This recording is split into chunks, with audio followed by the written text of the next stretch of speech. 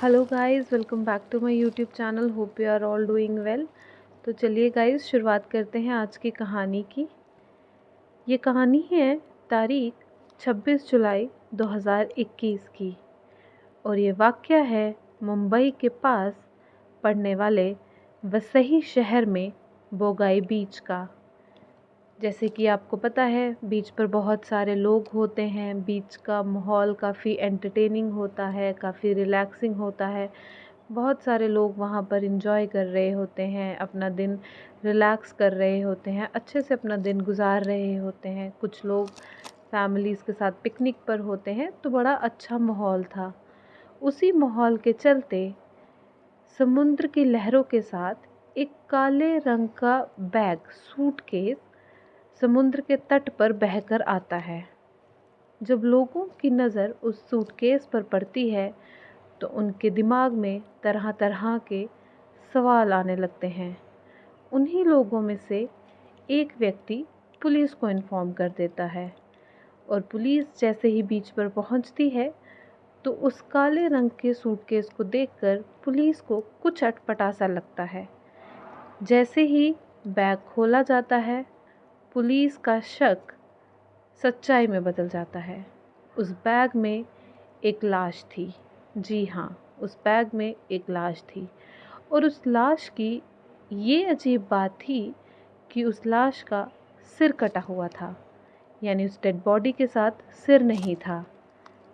Police आसपास की जगहों में 1 या 2 किलोमीटर के आसपास के एरिया में काफ़ी छानबीन करती है कि इस लाश का सर भी किसी ने काट कर यहीं फेंका होगा, पर वो सर नहीं मिलता। काफ़ी छानबीन करने के बाद भी पुलिस डेड बॉडी को पोस्टमार्टम के लिए हॉस्पिटल भेजती है और फिर से उस सूटकेस की अच्छे से तलाशी ली जाती है ताकि कोई तो सबूत मिल जाए जिससे ये पता चले कि ये डेड बॉडी है किसकी। ये तो पता था कि वो एक फ़ीमेल डेड बॉडी थी, पर सूटकेस से कुछ नहीं मिलता। तो पुलिस इंतज़ार करने लगती है पोस्टमार्टम रिपोर्ट का। तो कुछ दिनों बाद जब पोस्टमार्टम रिपोर्ट आती है तो उससे भी कुछ खास ज़्यादा पुलिस के हाथ नहीं लगता। सिर्फ एक चीज़ थी जो पुलिस को पता लगती है, वो ये कि मरने वाली जो लड़की थी उसके हाथ पर मेहंदी लगी हुई थी। मेहंदी के तरीके से और कपड़ों के तरीके, पहने हुए जो कपड़े थे उनके स्टाइल से पुलिस को ये थोड़ा बहुत अंदाज़ा था, ये गेस था कि ये डेड बॉडी किसी मुस्लिम लड़की की होगी। पुलिस उस डेड बॉडी की फ़ोटोज़ तक छपवा कर आसपास के इलाके में बंटवा देती है ताकि उन फ़ोटो को देखकर कोई तो पुलिस के पास आए कि ये हमारी बच्ची है, या कोई तो बोले कि हमारी बच्ची मिसिंग है। पर ऐसा कुछ नहीं होता। वसई पुलिस स्टेशन की टीम आसपास के पुलिस स्टेशंस में भी इन्फॉर्म कर देती है कि अगर आपके पास कोई लड़की मिसिंग होने का केस आए तो हमें ज़रूर बताइएगा। बहुत छानबीन करने के बाद, बहुत हाथ पैर मारने के बाद भी पुलिस के हाथ कुछ नहीं लगता। पुलिस काफ़ी परेशान हो चुकी थी, पर कुछ सबूत पुलिस को नहीं मिलते।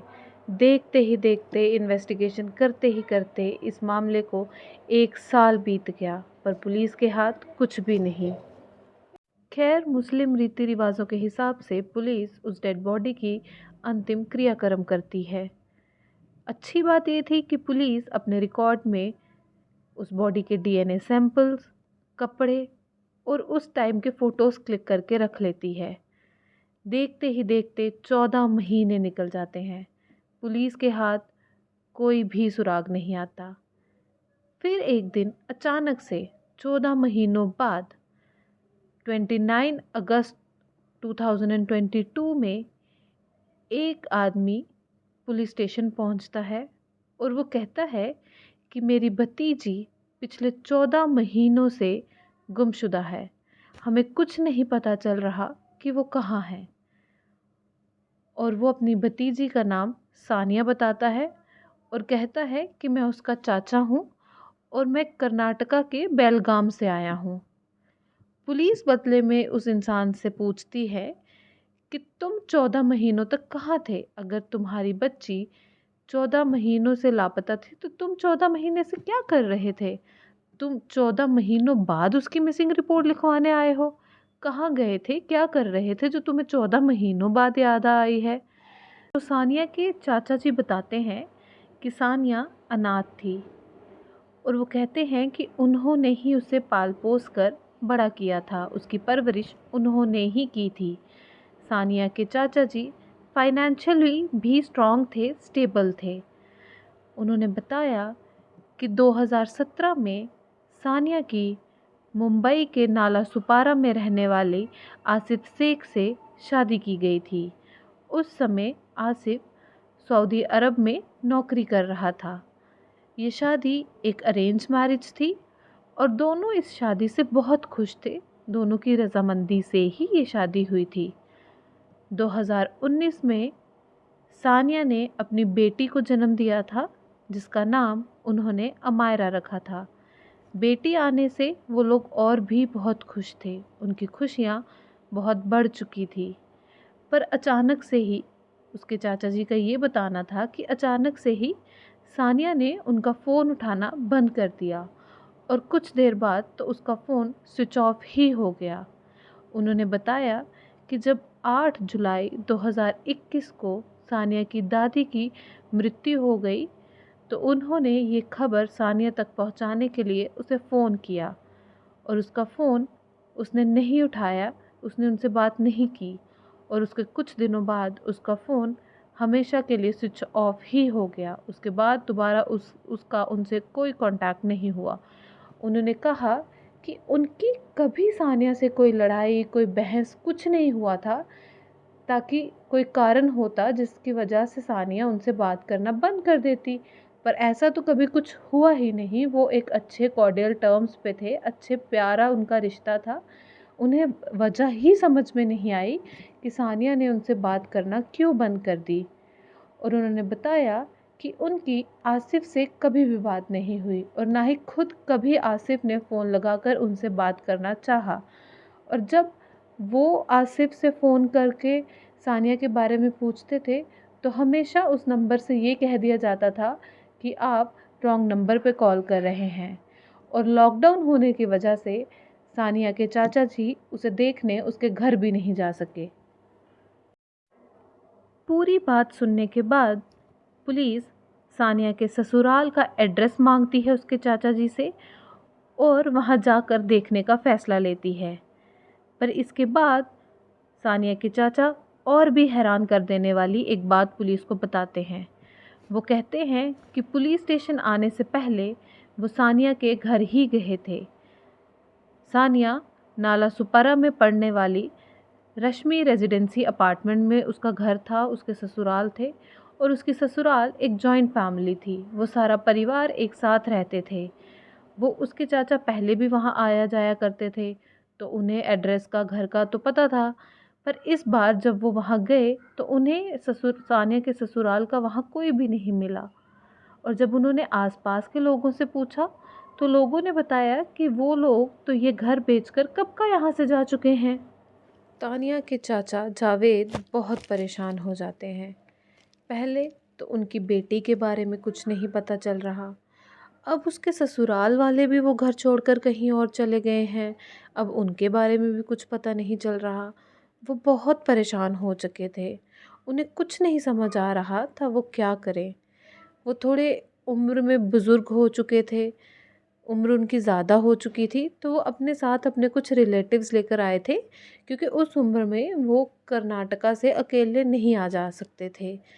तो जावेद चाचा बहुत परेशान, उन्हें कुछ समझ में नहीं आ रहा था क्या करें।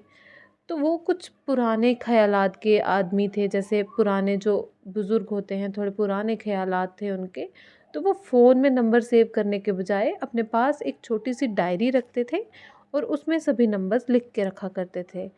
उन्होंने जब अपनी डायरी खोली, देखी, तो उन्हें उस डायरी में से सानिया की सास का नंबर मिल गया। उस नंबर पर जब उन्होंने फ़ोन लगाया तो उठा लिया उसकी सास ने वो नंबर। बात करी उन्होंने उसकी सास से और बातों ही बातों में उन्होंने उसकी सास से पूछ लिया कि आजकल आप लोग कहाँ रहते हैं। तो सास ने भी बता दिया कि मुंब्रा थाना डिस्ट्रिक्ट में एक छोटा सा घर हमने किराए पर लिया है, आजकल हम वहाँ रह रहे हैं। और उसकी सास ने एक लैंडमार्क भी बता दिया कि हमारे घर के पास एक मैरिज हॉल है, तो आजकल हम वहाँ रह रहे हैं। तो चाचा जावेद अपने रिलेटिव्स के साथ सानिया के ससुराल पहुँच जाते हैं। जब वो सानिया के ससुराल पहुँचते हैं, ससुराल वाले बहुत स्वागत करते हैं, बहुत आवभगत करते हैं, आइए आइए बैठिए, बहुत प्यार से उनसे मिलते हैं। घर पर सानिया की सास, ससुर, उसका देवर यासीम और उसका पति आसिफ और उसकी छोटी सी बेटी भी थी, पर सानिया कहीं नहीं दिखाई दे रही थी। चाचा जावेद ने पूछा कि सानिया बच्ची कहाँ है? वो हमारा फ़ोन भी नहीं उठा रही, हमारी उससे बात ही नहीं हो रही। हम काफ़ी परेशान थे, तभी हम इतनी दूर से उसे मिलने चले आए हैं। पूछने पर सानिया के ससुराल वाले एक बहुत अजीब सी कहानी सुनाते हैं। वो कहते हैं कि जुलाई 2021 एक दिन सुबह उन्हें एक लेटर मिला। वो लेटर सानिया द्वारा लिखा गया था और उसमें उसने लिखा था कि वो अब किसी और से प्यार करती है, वो यासीम के साथ नहीं रहना चाहती और वो जिसके साथ प्यार करती है उसी के साथ वो भाग रही है, उसके साथ रहना चाहती है तो उसके साथ घर छोड़कर जा रही है। उसके ससुराल वालों ने बताया कि वो अपने जो जिससे वो प्यार करती थी उसके साथ वो भाग गई, उसने अपने पति का ख्याल नहीं किया, अपनी छोटी सी बच्ची का ख्याल नहीं किया। उन्होंने बताया कि उसका एक्स्ट्रा मैरिटल अफेयर चल रहा था, जिसके चलते वो घर छोड़कर यहाँ से भाग गई है। आसिम चाचा ये बात सुनकर उन्होंने जावेद चाचा को भी वो लेटर दिखाया। जावेद चाचा ने भी लेटर देखा, पढ़ा। चाचा ये बात सुनकर वहाँ से चले गए अपने रिलेटिव्स के साथ। उन्हें सानिया की इस घटना से बहुत दुख हुआ कि ये सानिया ने क्या किया, पर अंदर ही अंदर कहीं उनके दिल को ये विश्वास नहीं हो रहा था कि सानिया ऐसा कुछ कर सकती है, क्योंकि सानिया को बचपन से उन्होंने ही पाला पोसा था। और जब कभी एक बच्चे को आपने खुद पाला है, पोसा है, संस्कार दिए हैं, तो उनका ये दिल मानने को तैयार ही नहीं था कि सानिया ने ऐसी कुछ हरकत की होगी। और अगर ऐसा कुछ किया भी, घर छोड़कर गई भी, तो उसने अपने चाचा से रिश्ता क्यों तोड़ा? बहुत सोचने के बाद, 2-3 दिन परेशान होने के बाद सानिया के चाचा का दिल नहीं माना और वो जा पहुँचे पुलिस स्टेशन 29 अगस्त 2002 मुंब्रा पुलिस स्टेशन में, और वहाँ जाकर उन्होंने ये सारी बात बताई। पुलिस स्टेशन वालों ने कहा कि आप नाला सुपरा अचोला से आपकी बच्ची गायब हुई है, आप वहाँ जाकर उसकी मिसिंग रिपोर्ट लिखवाओ। वो वहाँ जाते हैं, पुलिस स्टेशन वाले भी मिसिंग रिपोर्ट लिख लेते हैं। उसके चाचा की बात सुनकर पुलिस सारी इन्वेस्टिगेशन करना स्टार्ट करती है और आसपास के सभी पुलिस स्टेशंस में इन्फॉर्म करती है कि जुलाई 2021 के जितने भी अनसॉल्व्ड केसेस हैं, कोई मिसिंग केस, कोई डेड बॉडी मिली, वो सारे केस खंगाले जाएं, वो फाइल्स दोबारा सारी खोली जाएं। और तभी पुलिस के हाथ आती है वो वसई शहर के बुगैया बीच से मिले ब्लैक बैग, जो 26 जुलाई को मिला था। बैग से मिली हुई डेड बॉडी वो भी जुलाई 2021 में मिलती है। तो पुलिस ये वाली फाइल दोबारा से खोलती है। अगले दिन पुलिस सानिया के चाचा को पुलिस स्टेशन बुलाती है और उसे वो सर कटे हुए डेड बॉडी की फ़ोटोज़ दिखाती है, मेहंदी के डिज़ाइन दिखाती है। तो चाचा वो फ़ोटोज़ देखकर पहचानते हैं कि ये डेड बॉडी सानिया की ही लग रही है, क्योंकि सानिया ऐसे कपड़े पहनती थी। और उन्होंने जब सानिया कभी कभार अपनी बच्ची को दिखाने के लिए वीडियो कॉल करती थी, तो उन्होंने इन कपड़ों में सानिया को देखा हुआ था। तो चाचा जी कहते हैं कि हाँ, ये डेड बॉडी सानिया की हो सकती है।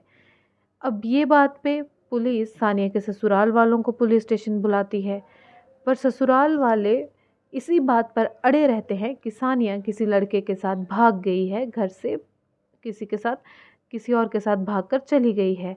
वो अपनी बात से टस से मस नहीं होते और इस बात पे अड़े रहने का उनके पास प्रूफ था, वो लेटर जो उसके पति को मिला था। पुलिस वो लेटर यासीम से ले लेती है और आगे जांच के लिए उस लेटर को एक्सपर्ट्स के पास भिजवा दिया जाता है। इस समय तक सानिया के ससुराल वाले कुछ थोड़े थोड़े घबराए से लग रहे थे और उन्हें घर भेज दिया जाता है। उसके बाद पुलिस सानिया के चाचा से और पूछताछ करते हैं कि क्या आपको ससुराल वालों पर शक है, थोड़ा बहुत शक है, और अगर है तो क्यों है, उसकी क्या वजह है। तो चाचा बताते हैं कि शुरू शुरू में दहेज के लिए कुछ लड़ाइयाँ, परिवार में मनमुटाव हुआ था, पर समय के साथ साथ सब ठीक होने लग गया था, सब ठीक हो रहा था। लेकिन उसकी बेटी अमायरा होने के बाद घर से फिर से कुछ मनमुटाव होने लगे थे। लेकिन उसने कभी भी अपने चाचा से इस बारे में खुल के बात नहीं की थी। तो इसीलिए चाचा ने कहा कि उन्हें इस बात के बारे में ज़्यादा कुछ तो नहीं पता है। अब कह देने भर से तो वो बात वो जो डेड बॉडी थी वो सानिया की नहीं मानी जा सकती थी। अनुमान लगाए जा सकते थे, पर उसे कोर्ट में प्रूफ भी करना पड़ता है, पुख्ता सबूत भी चाहिए। अब उसके लिए पुलिस आसिफ और उसकी 3.5 साल की बच्ची अमायरा के डीएनए सैंपल्स लेती है। और वो जो सिर कटी डेड बॉडी थी उसके सैंपल्स तो पुलिस ने पहले ही कलीना लैब में सिक्योर करवा के रखे गए थे। पहले आसिफ का सैंपल उसकी बेटी से मैच करवाया जाता है, वो सैंपल मैच हो जाता है। उसके बाद उस बच्ची का सैंपल उस डेड बॉडी से मैच करवाया जाता है, वो भी मैच हो जाता है। और अब ये बात पूरी पुख्ता तरह से साबित हो चुकी थी कि वो डेड बॉडी अमायरा की माँ यानी सानिया की ही थी। रिपोर्ट्स मैच होने के बाद पुलिस 15 सितंबर को आसिफ को गिरफ्तार कर लेती है। पहले तो आसिफ टाल मटोल करता है, पुलिस को भड़काने की कोशिश करता है, लेकिन जब पुलिस सख्ताई से पूछताछ करती है तो पुलिस की सख्ताई के आगे तो हर कोई दम तोड़ देता है और हार कर वो अपना सच कबूल कर ही लेता है कि हाँ, उसी ने सानिया की हत्या की है। वो लेटर भी आसिफ का ही लिखा हुआ था, क्योंकि वो हैंडराइटिंग आसिफ की थी। अब पूरी पूछताछ के दौरान कई रिपोर्ट्स सामने आई। एक ये कि सानिया का किसी और के साथ अफेयर चल रहा था। आसिफ को इस चीज़ का पता चल गया तो उसने सानिया को मार डाला उसी शक में। दूसरा कि आसिफ का किसी और लड़की के साथ अफेयर चल रहा था, ये चीज़ सानिया को पता चल गई तो उसने रास्ते से हटाने के लिए सानिया को मार डाला ताकि वो उस लड़की से शादी कर सके। अब इन्वेस्टिगेशन में पुलिस को एक और चीज़ पता चलती है कि आसिफ की एक शादी पहले ही हो चुकी थी और उससे आसिफ ने तलाक लिया था और फिर उसके बाद उसने सानिया से शादी करी। अब पुलिस को सवाल ये था कि अगर उस लड़की को वो तलाक दे सकता था तो वो सानिया को क्यों नहीं तलाक दिया, सानिया को उसने मारा ही क्यों। अब ये गुत्थी को सुलझाने के लिए पुलिस आसिफ के भाई और पिता से पूछताछ करती है। आसिफ पूछताछ में ये भी बताता है कि इस कत्ल में उसके घर वालों का कोई हाथ नहीं है, कोई लेना देना नहीं है, उन्हें नहीं पता था। पर जब पिता और भाई से पूछताछ होती है पुलिस की कड़ाई के आगे, वो स्वीकार कर लेते हैं कि हाँ, हमने भी ये सानिया के कत्ल में इन्वॉल्व थे। अब पूरा मैटर यूँ था कि ये बात 21 जुलाई की थी। 21 जुलाई को बकरीद थी। तानिया सुबह उठती है, नहाती है और किचन में खाना बनाने चली जाती है। उस दिन ईद के त्यौहार पर उनके घर बहुत सारे मेहमान भी आने थे। पर हैरानगी की बात ये थी कि उस दिन, ईद वाले दिन, सिर्फ सानिया का देवर, उसका पति और उसका ससुर ही घर में रुकते हैं। बाकी घर के जितने भी सदस्य थे, मुंबई में रहने वाली सानिया के पति की जो बहन थी उसके घर चले जाते हैं। यहाँ तक कि सानिया की बच्ची को भी साथ ले जाते हैं। ईद बकरीद का त्यौहार था। घर में बकरा काटने वाले औजार, चाकू तेज़ करके रखे गए थे, रस्सी भी थी। उसके बाद तानिया का ससुर एक बड़े से टब में पानी भरता है और वो लोग तीनों मिलकर इतनी हैवानियत से पहले सानिया के हाथ पैर बांध देते हैं और फिर उसे पानी में डुबो देते हैं। सानिया जब डूबने लगती है, हाथ पैर बंधे होने की वजह से वो बेचारी कुछ नहीं कर पाती, खुद की मदद नहीं कर पाती और अपना दम तोड़ देती है। उसे पानी से बाहर निकालने के बाद भी उन लोगों को तसल्ली नहीं होती। सानिया का पति उसका गला दबाता है ताकि वो कहीं जिंदा ना बच गई हो। काफ़ी देर तक उसका गला दबाने के बाद वो लोग चाकू से उसका गला काट देते हैं।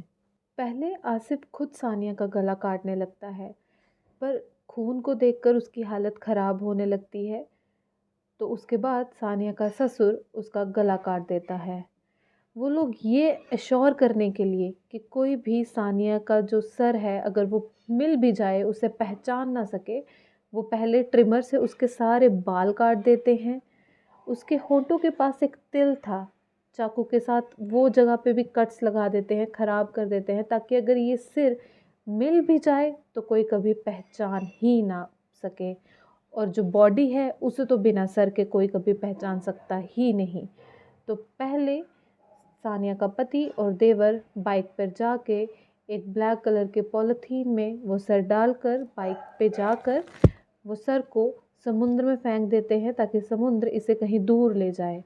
वो लोग घर वापस आते हैं। उसके बाद सानिया का नंदोई यानी ननंद का हस्बैंड, वो एक टैक्सी ड्राइवर था, उसे कॉल करते हैं कि घर पे आओ। उसे सारा पूरी बात बताते हैं। उसकी टैक्सी में एक सूटकेस में सानिया की डेड बॉडी को पैक करके लेके जाते हैं और समुद्र में फेंक देते हैं। उन्हें लगता है कि समुद्र इसे लहरों के साथ कहीं दूर ले जाएगा, पर ऐसा कुछ नहीं होता। वो बैग दोबारा किनारे पे वापस आ जाता है, जिसे लोग देखते हैं, पुलिस को बुलाते हैं और पुलिस वो डेड बॉडी को अपने पास रखती है और इन्वेस्टिगेशन होती है।